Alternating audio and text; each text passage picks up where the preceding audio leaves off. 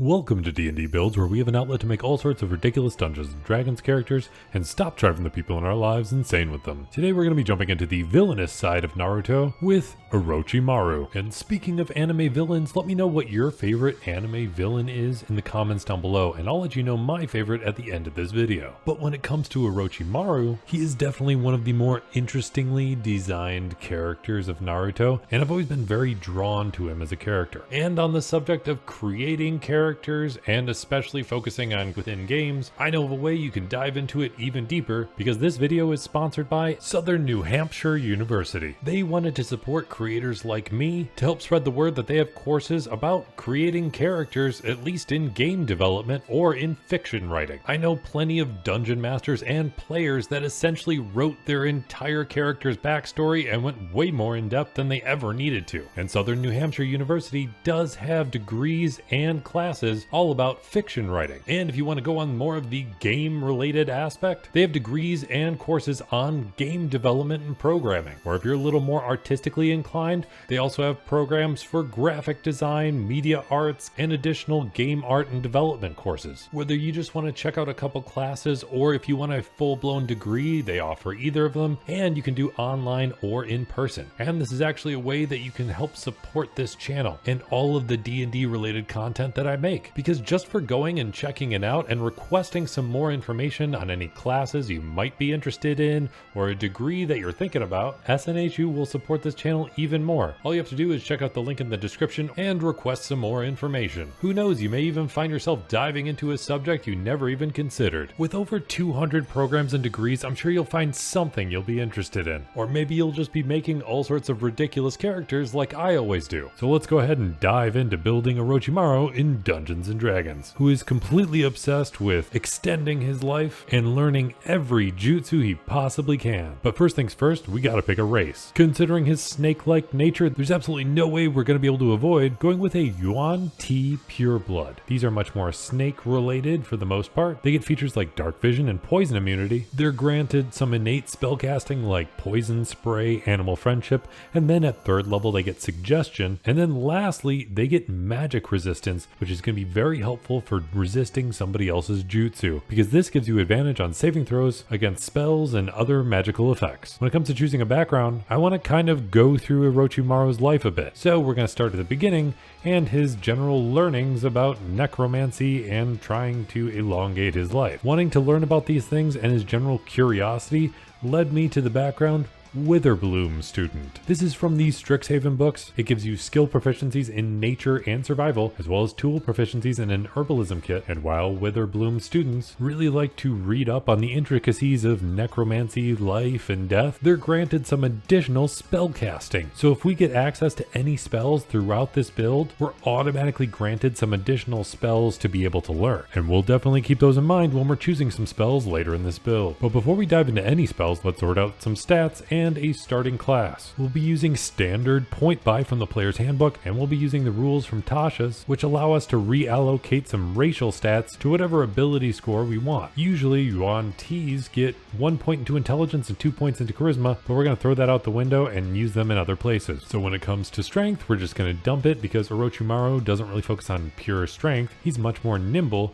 so we're going to take dexterity and bump that to 14. Then our constitution, we're going to bump to 14. He isn't exactly easy to kill, so we need some health to round him out. Then our intelligence, we're going to bump all the way up to 15 and then get another +1 from our racial modifier. He is known for being incredibly smart and he likes to study and learn as many jutsu as possible, so having a high intelligence score really helps with that. Then our wisdom, we're going to bump to 12 and then take the 2 points that would have gone into charisma and put it in here, boosting it up to 14. This doesn't leave us with any additional points, so we're just going to dump charisma. When it comes to choosing a starting class, we're going to lean a bit more into ninja stuff right from the get-go, as Orochimaru is just getting his feet wet becoming a ninja before he really gets that hunger for learning as many jutsu as possible. So for our starting class, we're going to be diving into monk. When you decide to become a monk, you get access to simple weapons and short swords, which is going to be very important because we do see Orochimaru using short swords. You also get saving throws in strength and dexterity, and you get to choose 2 skills. We'll grab stealth because you're obviously a ninja,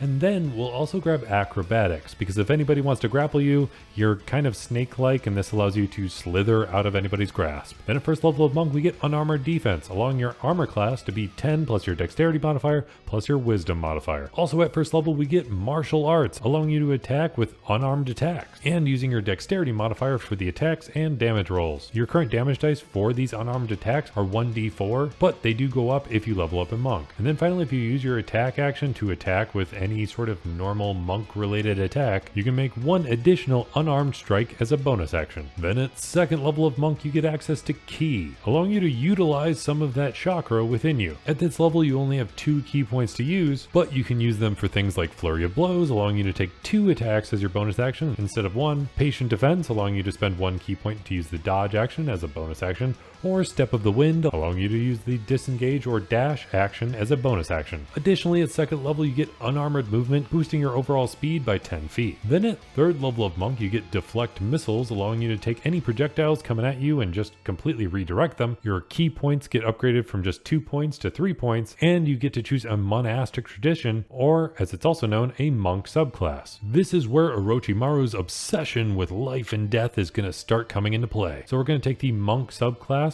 Long Death. Monks who take this subclass are completely obsessed with the meaning and mechanics of dying, and that just seems so fitting for Orochimaru that there's no way I could avoid taking this subclass. When you choose this subclass, you get a special feature called Touch of Death. So whenever you reduce a creature within 5 feet of you to 0 hit points, you gain temporary hit points equal to your Wisdom modifier plus your Monk level, which isn't a ton, but it still can be helpful, with 5 temporary hit points coming to you anytime that you knock somebody out. Then at 4th level, we're actually going to jump right over to a multi-class right away, because this is probably the point where Orochimaru starts getting obsessed with learning every jutsu imaginable. And there's one particular class in Dungeons & Dragons that can learn more jutsu, or in this case, spells, than any other class, and that's obviously a wizard. At first level of wizard, you get some spell casting, and wizards get a hell of a lot of spell casting. They practically have an unlimited amount of spells they can copy into their book, so if you wind up stealing some ninja scrolls at certain points, you can totally just copy those into your spellbook, just expanding your jutsu knowledge. But even at first level of wizard, you do start off with a spellbook that contains all of your spells, and it's currently filled with 6 spells in your spellbook. And by default, you're automatically getting 2 wizard spells every time that you level up in wizard. But if you find additional wizard scrolls to acquire or steal, you can add those to your spellbook as well. It does cost some resources, but you already have proficiency in stealth, so you could just as easily steal those resources if you need to. And speaking of that spell casting, you also get Arcane Recovery. So once per day, when you finish a short rest, you can recover some of the casting energy or your chakra, or in this case, spell slots, so that way you can cast more jutsu or spells throughout the day. Only trick is that the spell slots recovered can have a combined level that's equal to less than half of your wizard level, and you still can never recover any spell slots of 6th level or higher. But that's not an issue for you yet, because you only have 2 spell slots of 1st level right now. And on top of that, you do have 3 cantrips you learn as well. But instead of jumping into all the cantrips and spells level by level, since you do learn so many of them, I'm going to save all of them for the next part of this video so that way we can really power through them. But for now, let's just dive into everything you get from being a wizard. Because at 2nd level of wizard, you get to choose an arcane tradition or a wizard subclass. And like we've mentioned tons of times already, Orochimaru is obsessed with the idea of death. So it should be absolutely no surprise we're choosing the wizard school of necromancy. As a wizard necromancer, it costs you less resources to copy any necromancy spell into your spellbook, and you get the feature Grim Harvest. So whenever you use a spell of 1st level or higher to kill another creature, you regain hit points equal to twice that spell's level. And if you happen to be within 5 feet of it, you also trigger the feature from your Monk Long Death, where you gain temporary hit points as well. And just to add a little bonus to the fact that you're a necromancer, if you do cast a spell that belongs to the school of necromancy, you actually get 3 times the spell's level as hit points instead. Only trick is that you don't gain this benefit from killing any constructs or undead because they don't have any life energy within them. Then at 3rd level of wizard, your spell casting gets upgraded, so you get some additional 2nd level spell slots. And then at 4th level of wizard, you get an ability score improvement. And we would focus on Orochimaru's pursuit of knowledge and wanting to learn as many jutsu as possible, but I want to give him a little bit of extra security because there is a situation where he suddenly can't use his arms anymore.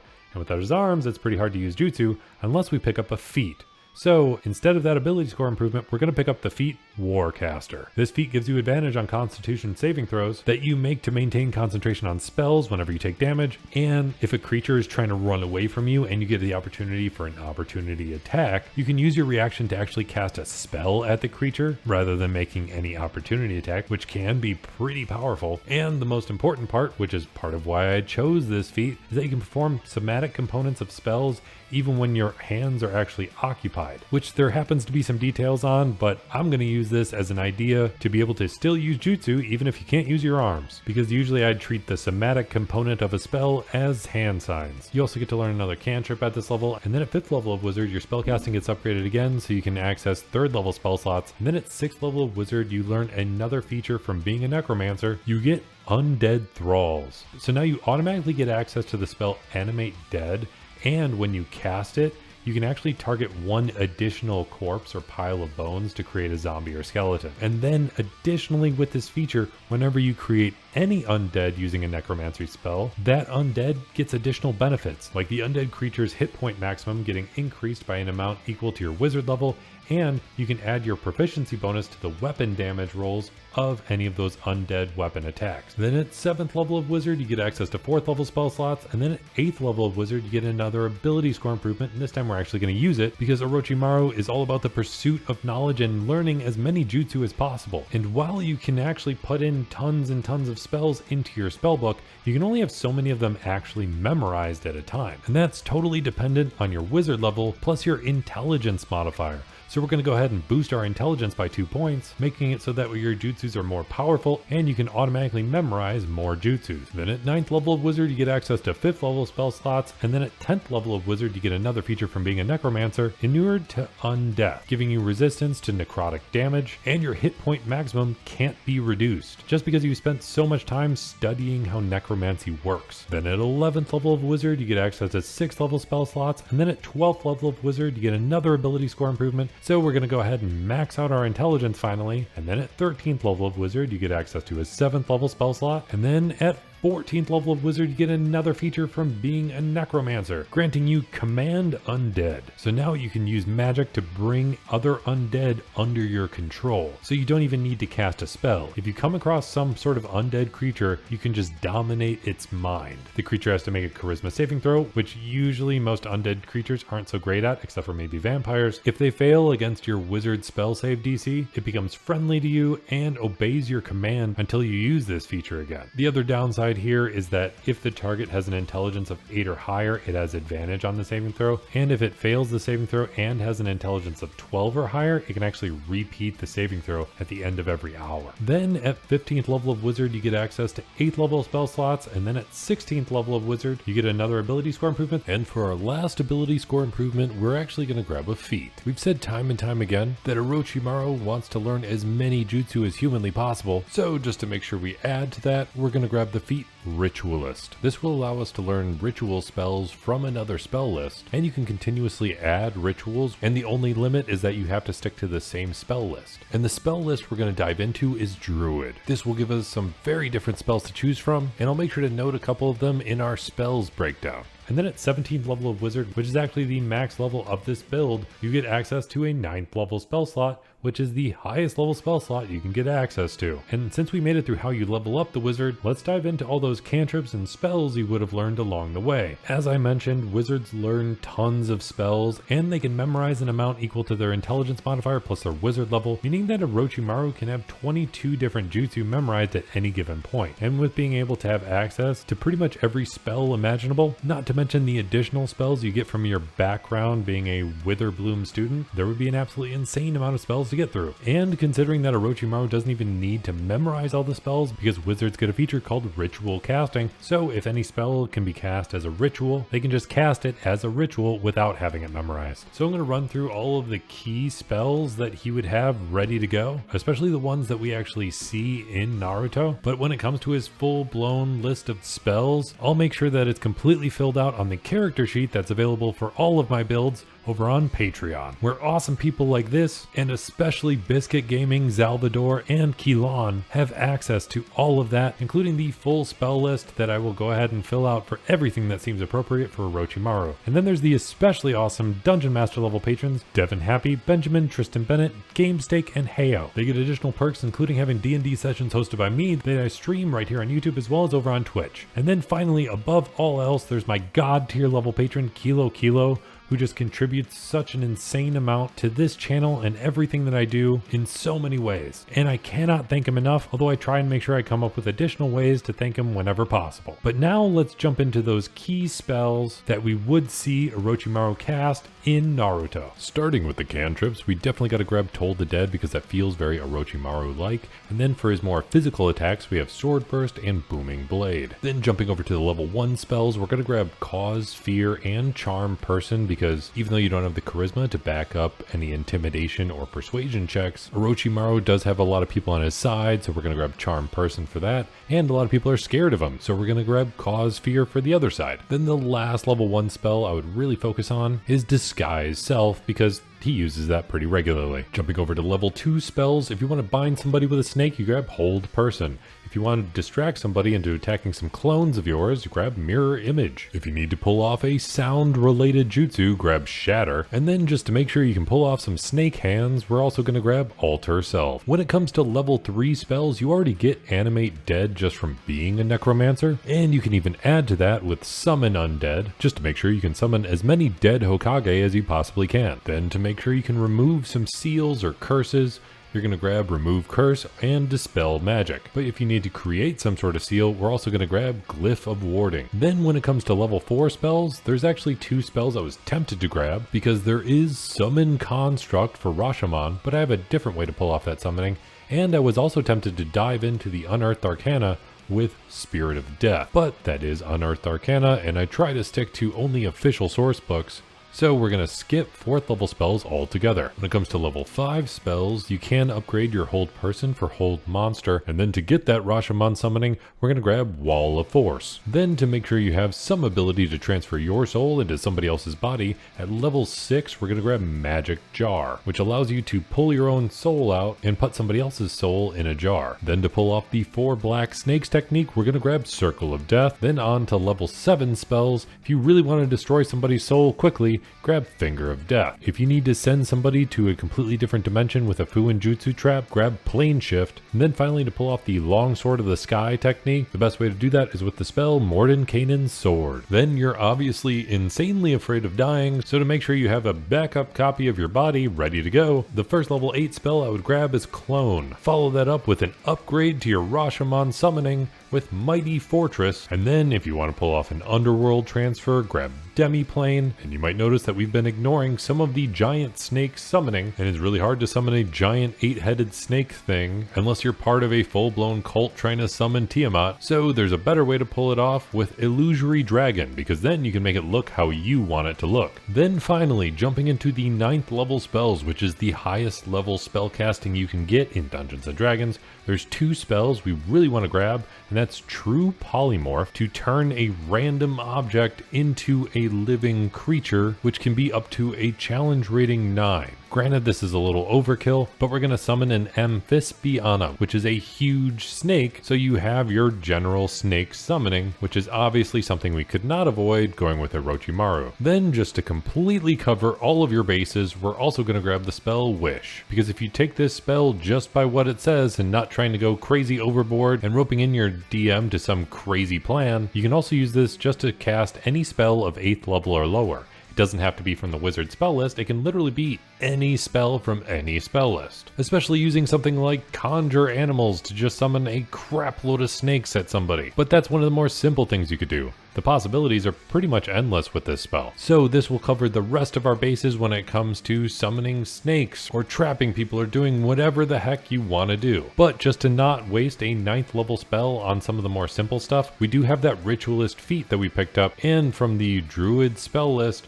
there is a spell called Meld into Stone, and it's very simple, but it's something that I didn't want to forget about. You can also grab pretty much every other ritual you can possibly imagine from the druid spell list using that feat, but that's just one I wanted to make sure I focused on. I'll make sure to throw even more spells on the character sheet available over on Patreon, link down below, but let me know what you think about this build in the comments down below. And I asked at the beginning who your favorite anime villain is, whether your favorite is Frieza from Dragon Ball Z, Garo from One Punch Man, All For One from My Hero, or that total creeper from Hunter x Hunter, or anything that I'm forgetting about. I'm curious to know. But personally, even though he's not necessarily my favorite, he's just one that I could not get out of my head. No matter how hard I've tried, I cannot get over the absolute evil of Shao Tucker. It just destroys my soul. If you want more D&D related content, make sure to subscribe. And if you made it all the way to the end of this video, let me know by hitting that like button. And I'll be here hoping you roll at least 3 nat 20s in your next D&D session, especially if you're planning to play as Orochimaru from Naruto.